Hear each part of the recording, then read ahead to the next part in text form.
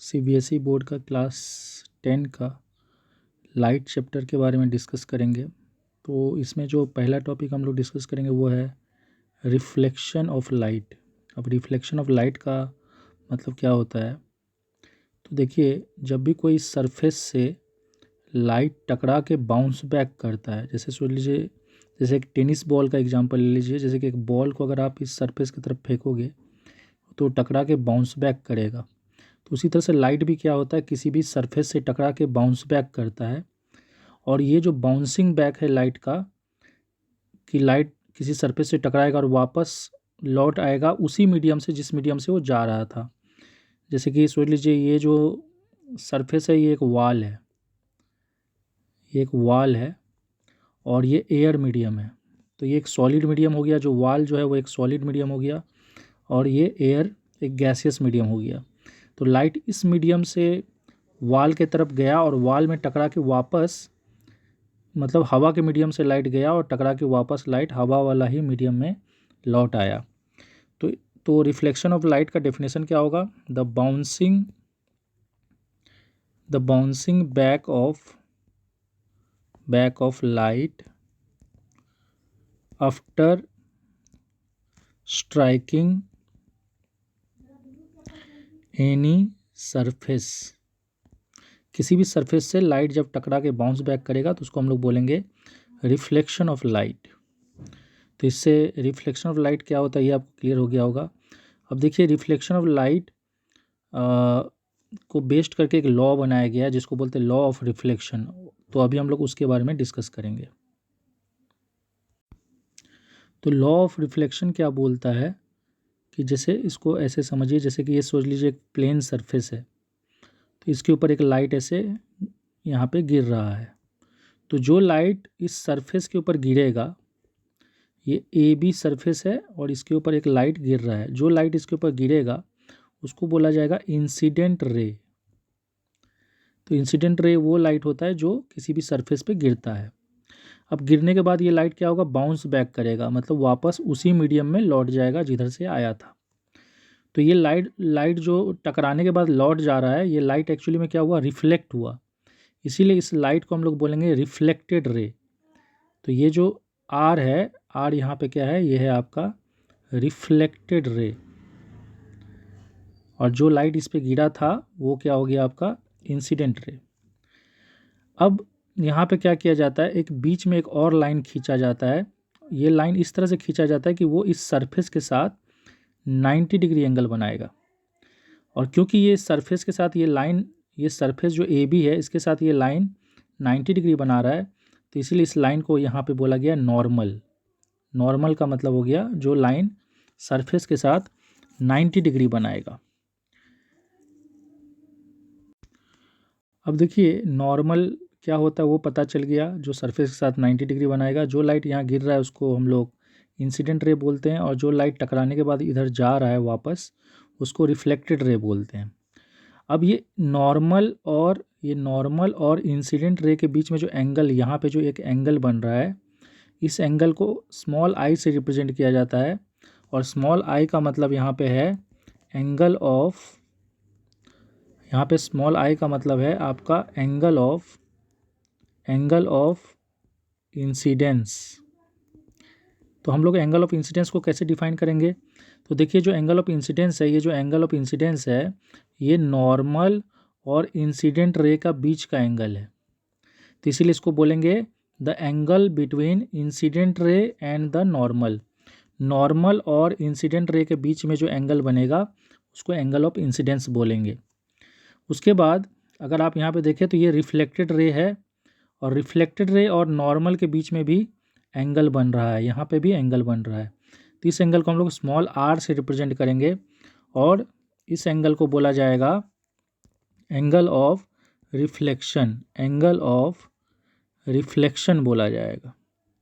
अब angle of reflection को कैसे डिफाइन करेंगे? क्योंकि ये एंगल नॉर्मल और रिफ्लेक्टेड रे के बीच का एंगल है, तो इसको हम लोग डिफाइन करेंगे the angle between normal and reflected ray. Normal और रिफ्लेक्टेड रे के बीच में जो एंगल होगा उसको एंगल ऑफ रिफ्लेक्शन बोलेंगे। तो कैसे डिफाइन करेंगे? The angle between normal normal and reflected ray. अब इन सब को लेके एक लॉ बनाया गया जिसको नाम दिया गया लॉ ऑफ रिफ्लेक्शन। तो उसके बारे में डिस्कस करेंगे, लेकिन उसके बारे में डिस्कस करने से पहले एक और पॉइंट जो यहाँ मिस हो गया उसको भी हम लोग डिस्कस करेंगे। यहाँ पे 1 मिनट में कलर अलग ले रहा हूँ। यहाँ पे देखिए, यहाँ पे एक पॉइंट है, ये जो मैं पीला कलर से मार्क कर रहा हूँ, यहाँ पे एक पॉइंट है। देखिए ये जो लाल कलर से मार्क कर रहा हूँ ये एक पॉइंट है, और इस पॉइंट को नाम क्या दिया गया है, इसको बोला जाता है पॉइंट ऑफ इंसिडेंस। इसको बोला जाता है पॉइंट ऑफ इंसिडेंस।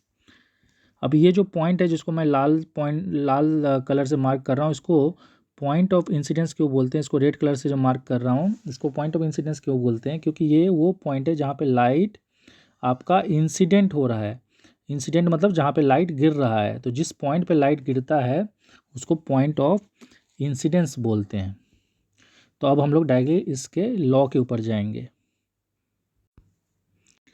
तो देखिए लॉ क्या बोलता है। लॉ, ये जो आपका लॉ है जिसको लॉ ऑफ रिफ्लेक्शन बोला जाता है, वो बोलता क्या है कि जैसे ये एक सरफेस हो गया और यहाँ पे एक लाइट ऐसे गिर रहा है जिसका नाम है इंसिडेंट रे, और ये टकरा के जब लौट रहा है तो इसका नाम हो गया रिफ्लेक्टेड रे।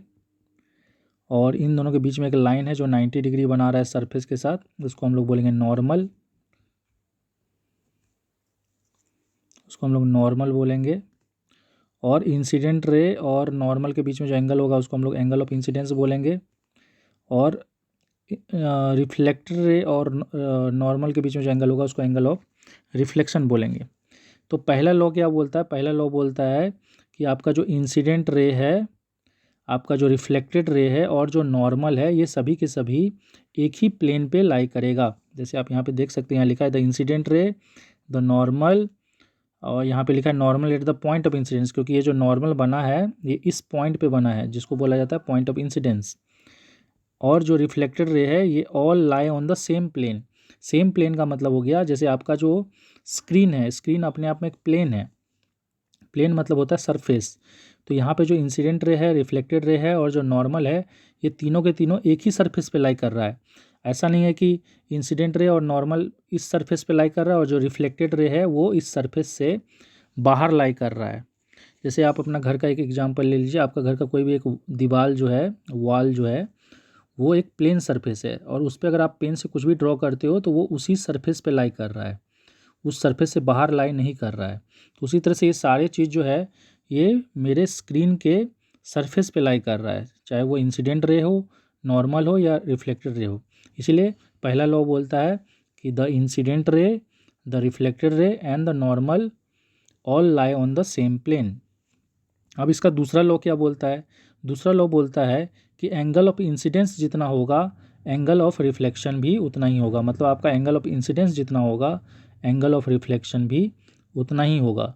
लेकिन मैं यहाँ पे एक चीज़ बता देना चाहता हूँ, ये लॉ तभी एप्लीकेबल है जब ये सरफेस जो है जिसके ऊपर लाइट गिर रहा है वो स्मूथ या पॉलिश्ड है, स्मूथ या पॉलिश सरफेस है।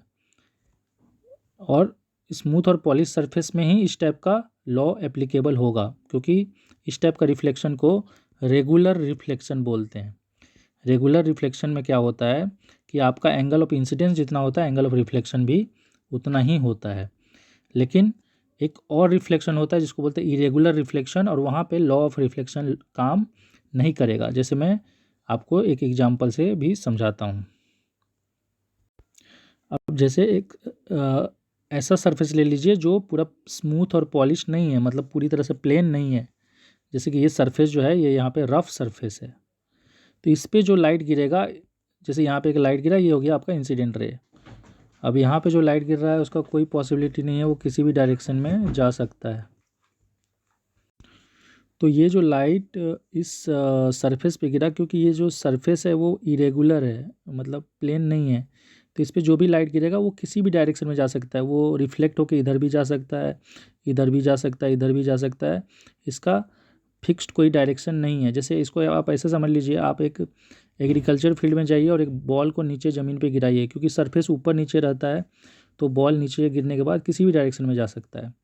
तो इस केस में आपका एंगल ऑफ इंसिडेंस जो होगा, जैसे यहाँ पे अगर मैं एक नॉर्मल बना दूँ तो ये angle of incidence angle of reflection से बराबर हो भी सकता है, नहीं भी हो सकता, कुछ भी हो सकता है। तो इस टाइप का रिफ्लेक्शन को इरेगुलर रिफ्लेक्शन बोलते हैं। और इरेगुलर रिफ्लेक्शन ऐसा रिफ्लेक्शन होता है जिसमें आपका एंगल ऑफ इंसिडेंस जो है वो एंगल ऑफ रिफ्लेक्शन के बराबर नहीं होता है। और इस टाइप का रिफ्लेक्शन को डिफ्यूज रिफ्लेक्शन भी बोला जाता है। इसका एक दूसरा नाम डिफ्यूज रिफ्लेक्शन भी है। तो इस तरह से रिफ्लेक्शन क्या होता है ये आपको समझ में आया होगा।